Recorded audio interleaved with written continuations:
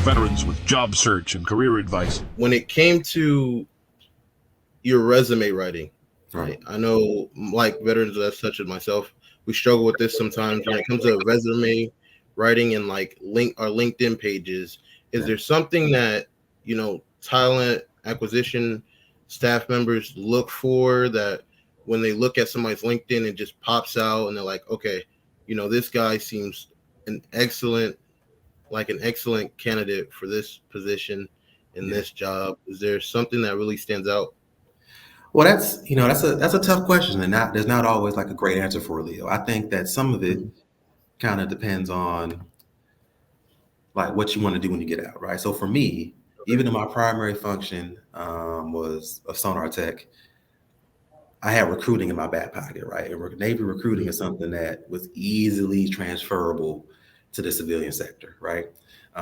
Being a sonar tech honestly was not, so and it wasn't, right? Because I had a lot of skills as far as like soft skills, like people management, just how to be in charge of stuff. I knew that, but in terms of actual like what I was doing day to day as a sonar tech, doing ranging and doing formulas and messages, like that was not applicable with anything has to do here with the Cavs. So what I always tell people is that try to find, and this is advice that everybody gives, like try to find those skills that everybody understands what they are.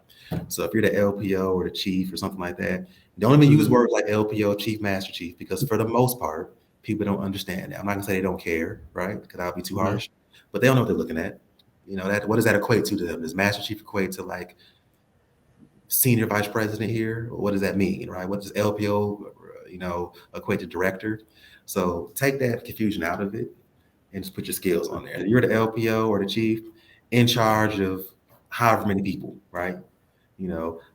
What are your skills, right? What have you managed? Put that on there. And then instead of try to stay away from so much of the military lingo, which is tough. I struggle, Leo. I struggle with my resume a lot. I did because the Navy, everything's like an acronym. You know what I'm saying? Right? I do all this stuff, manage this sonar system, did this, was a part of this inspection. Like all these. Exactly. I actually, for me, put that to the back half of my resume. One of the things I talk about is it's kind of an old school philosophy, but it's called like the top fold philosophy. This goes back when people actually read newspapers, right? When you walk by, only thing that matters was on the top half of that page. No one's in the newspaper and like scrolling through the page 3. So a lot of times I like to see more streamlined resumes and put it at the very top. Because when a recruiter's going through and looking for keywords, tricky phrases, don't assume they have time to look to read that resume top to bottom or top to bottom for multiple pages. Put those skills and what you want to get across at the very top. I think objective statements are good for that kind of stuff. A line or two about what you're interested in. And then, skills.